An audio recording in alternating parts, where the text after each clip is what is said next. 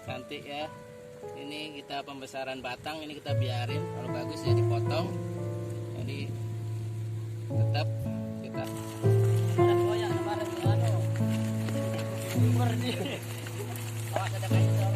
sudah kukatakan, sudah kuyakinkan, sudah kutegaskan, sudah kutekadkan. Assalamualaikum warahmatullahi wabarakatuh. Saya Hendra Andiarto.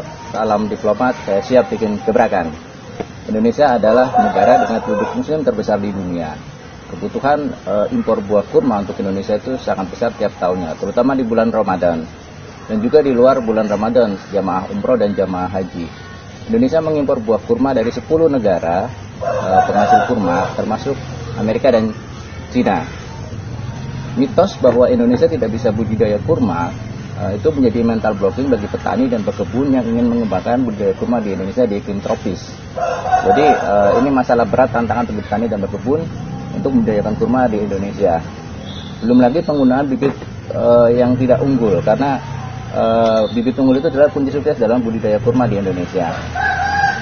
Faktanya adalah kurma mampu dibudidayakan di Indonesia di iklim tropis dengan penggunaan bibit unggul, dengan SOP dan budidaya kurma yang baik dan benar. Kami dari ITPA, Indonesia Department of Agriculture, hadir untuk membuat visi misi membudidayakan kurma di Indonesia dan swasembada kurma tahun 2040. Jadi kami memberikan pendampingan kepada petani dan pekebun untuk berbudidaya kurma sesuai SOP dan GAP perkebunan yang baik, dan juga penggunaan bibit unggul. Bibit unggul di sini adalah bibit unggul kurma kultur jaringan seperti ini, yang saat ini masih kita impor dari luar negeri. Kita memiliki varian beberapa produk ya, karena kita fokus di perkebunan, yaitu menyediakan bibit kurma kultur jaringan yang bersertifikat seperti ini. Memang harganya masih mahal karena kita masih tergantung dengan impor. Kemudian kami mendampingi petani dan pekebun yang ingin mengembangkan budidaya kurma, mulai dari penyediaan bibit, perencanaan kebun, infrastruktur kebun, pupuk, juga pendampingan serta monitoring sampai berbuah, yaitu 4-5 tahun dengan penggunaan bibit kurma kultur jaringan. Terus kita juga memberikan edukasi kepada masyarakat, baik dari akademisi, pondok pesantren, dan komunitas. Kita juga sudah melakukan riset kecil untuk produksi kurma di Indonesia dengan bersama Profesor Bioteknologi di Indonesia. Alhamdulillah tahun 2020 akhir kita sudah bisa produksi skala kecil untuk bibit kurma kultur jaringan. Nah, kedepannya memang perlu di scale up untuk produksi massal agar harganya terjangkau oleh petani dan pekebun. Bisnis kita adalah memakai dua sistem, yaitu B2B dan B2C. B2B adalah bisnis to bisnis pada petani, pekebun, korporat perkebunan yang akan membuka perkebunan kurma secara luas. Kalau untuk bisnis ke customer, yaitu kepada petani-petani kecil atau penghobis yang akan menanam bibit kurma, kita menyediakan bibit kurma kultur jaringan. Bagi mereka juga alat-alat saprotanya, pupuk, pengendalian hamanya.